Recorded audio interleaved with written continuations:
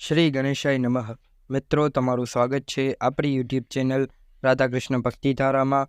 આજે આપણે જાણીશું સંકષ્ટી ચતુર્થી ક્યારે છે, તિલકુટ સંકષ્ટી ચતુર્થી ક્યારે છે, સંકષ્ટી ચતુર્થીની પૂજા વિધિ, શુભ મુહૂર્ત, ચંદ્રોદયનો સમય અને સંકષ્ટી ચતુર્થીની કથા વાર્તા જાણીશું અને તેનો ઉપાય પણ જાણીશું. તો ચાલો શરૂ કરીએ.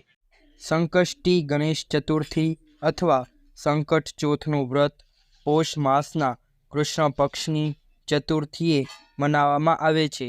તેને તિલકટ અને તિલ ચોથ પણ કહેવામાં આવે છે.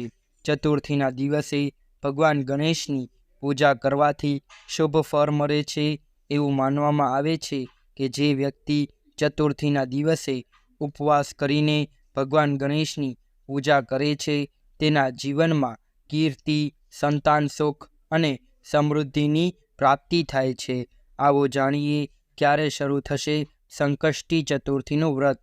ચતુર્થીની તિથિ શરૂ થશે 29 જાન્યુઆરી સવારે 6:10 અને ચતુર્થી તિથિ સમાપ્ત થશે 30 જાન્યુઆરી સવારે 8:54. અભિજીત પૂજા મુહૂર્ત બપોરે 12:17 થી 1:01 સુધીનો રહેશે. સંકષ્ટીના દિવસે ચંદ્રોદય સમય રાત્રે 9:10 રહેશે. શાસ્ત્રોમાં સંકષ્ટી ચતુર્થી એટલે મુશ્કેલીઓ દૂર કરનારી ચતુર્થી. ગણેશને શક્તિ અને બુદ્ધિના દેવતા માનવામાં આવે છે. તે પોતાના ભક્તોને દરેક વિઘ્નો અને દુઃખથી દૂર રાખે છે. આ દિવસે વ્રત કરનાર વ્યક્તિએ સવારે સ્નાન કરવું જોઈએ, સ્વચ્છ વસ્ત્રો પહેરવા જોઈએ અને હાથમાં જળ, અક્ષત અને ફૂલ લઈને ઉપવાસનો સંકલ્પ કરવો જોઈએ. સંકષ્ટી ચતુર્થીના દિવસે ભગવાન ગણેશના કપાળ પર ચંદન, સિંદૂર અને અક્ષતનું તિલક અવશ્ય કરવું. આનાથી ભગવાન ગણેશ ખૂબ જ પ્રસન્ન થાય છે અને તેની સાથે પૂજા કરનારનું ભાગ્યોદય પણ થાય છે. હવે ભગવાન ગણેશની મૂર્તિને પૂજા સ્થાન પર સ્થાપિત કરો અને તેમની પૂજા કરો. પૂજાની તમામ સામગ્રીની સાથે ભગવાન ગણેશને દૂર્વા ચડાવો અને લાડુ પણ ચડાવો. વ્રત કથા સાંભળો. પૂજા દરમિયાન ભગવાન ગણેશના મંત્રનો જાપ કરીને આરતી કરો અને રાત્રે જ્યારે ચંદ્ર ઉગે ત્યારે શુભ સમયે જળથી અર્ઘ ચડાવીને વ્રત પૂર્ણ કરો. જો તમે વ્રત ન કરી શકતા હો તો પણ ચતુર્થીના દિવસે સ્નાન કરીને સ્વચ્છ વસ્ત્રો ધારણ કરો અને ભગવાન ગણેશને 108 દૂર્વા ચડાવો. તેનાથી ધન્યતા વધશે. ચતુર્થી ચંદ્રોદય પૂજા. ચતુર્થીના દિવસે ચંદ્રની પૂજાનું વિશેષ મહત્વ છે.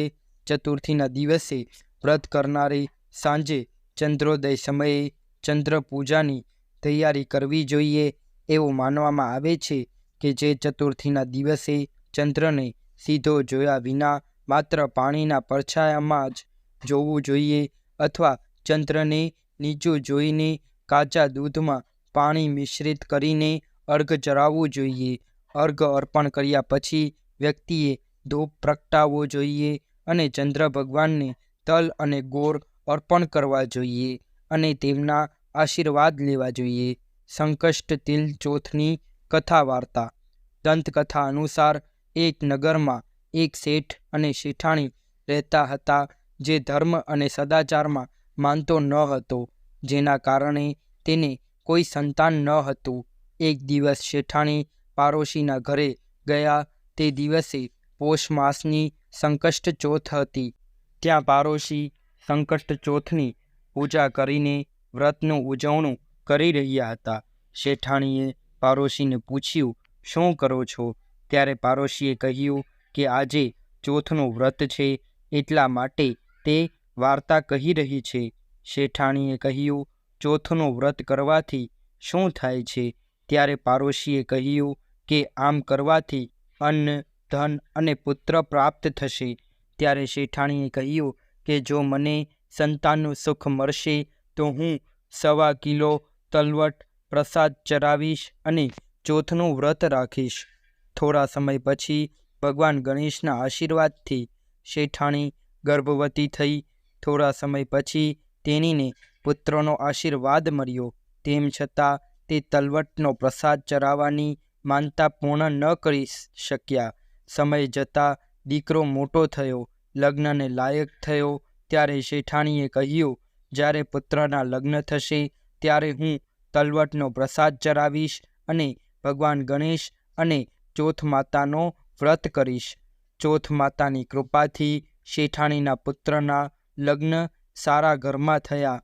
સારી કન્યા સાથે લગ્ન થવા જઈ રહ્યા હતા.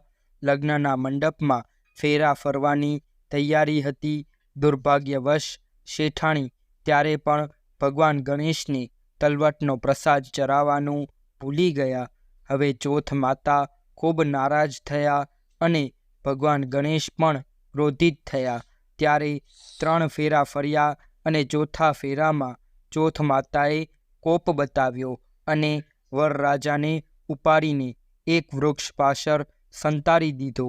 ત્યારે બધાને આશ્ચર્ય થયું કે વરરાજા ગયો ક્યાં? એકાએક દૂલ્હો ગાયબ થઈ ગયો.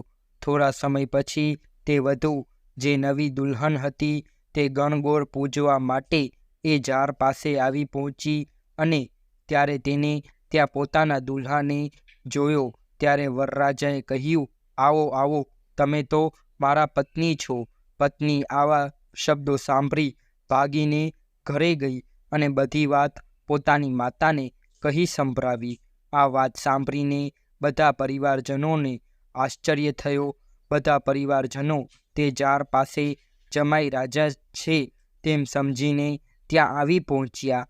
જોયું તો જમાઈ રાજા તો પીપળાના ઝાડ પર બેઠા હતા. બધાએ પૂછ્યું કે તમે અહીંયા કેમ બેઠા છો? ત્યારે વરરાજાએ કહ્યું, હું ચોથ માતાના ગીરવે છું.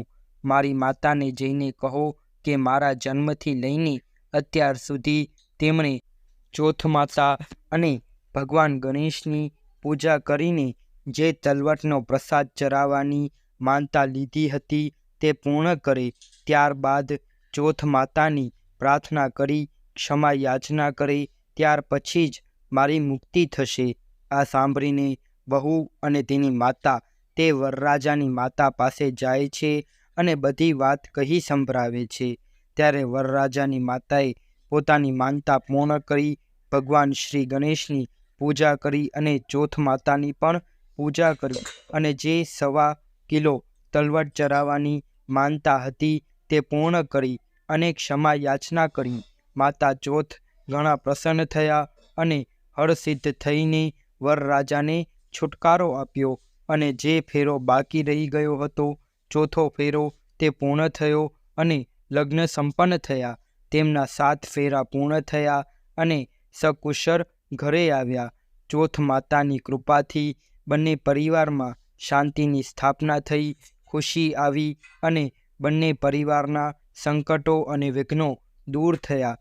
ચોથ માતા જેવું આ વરરાજા સાથે થયું તેવું કોઈની સાથે ન થાય તેવી કૃપા કરજો અને જે રીતે શેઠ શેઠાણીની ઈચ્છા પૂર્ણ કરી તેવી તમામ ભક્તજનોની જે આ કથા સાંભળે કહે તેની બધી મનોકામના પૂર્ણ કરજો. મિત્રો, તમને આ વિડીયો પસંદ આવ્યો હોય તો આ વિડીયોને લાઈક કરજો, શેર કરજો અને આપણી યુટ્યુબ ચેનલને સબસ્ક્રાઈબ કરી બેલ આઇકન દબાવજો અને કોમેન્ટ બોક્સમાં જય શ્રી ગણેશ અવશ્ય લખજો. ધન્યવાદ. હર હર મહાદેવ.